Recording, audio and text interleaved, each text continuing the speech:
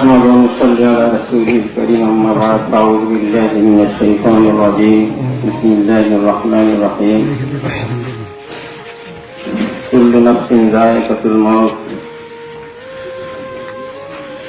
وجاء في الحديث إذا جاء الأجل لطالب علم وهو على هذه الحال مات فهو شهيد আজ সকালে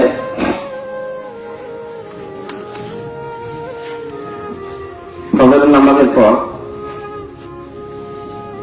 নিয়মিত কিছুক্ষণ আমি কোরআন তেলাওয়াত করি।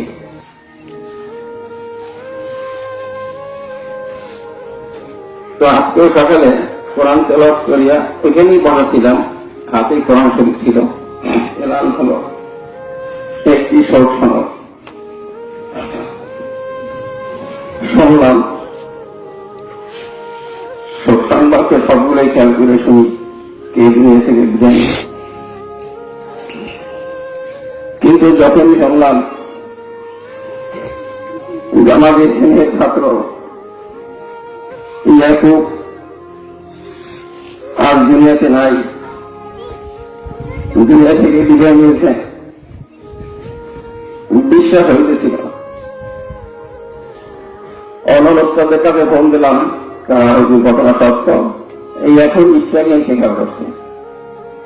যাই হোক, নিয়োগ করলাম এখানে আসা। আর অনেকেই ছিল ব্যস্ততার কারণে, অনেকে একজনের ছেলে অবশ্য হাসপাতাল নিয়ে গেছে, আসতে পারে নাই। আমাদের ছেলের ছাত্র, আমাদের আদরের ছাত্র, ওর আখলাক, ওর চরিত্র আমরা মূলত একটা কথা নির্বাচনের সময় বলি, অমুক ভাইয়ের চরিত্র ফুলের মতো পবিত্র। মূলত কথা এটা না, ওদের মতো চরিত্র মূলত এদের আখলাকের ভিতরে কোনো দাগ নাই, কোনো কালিমা নাই।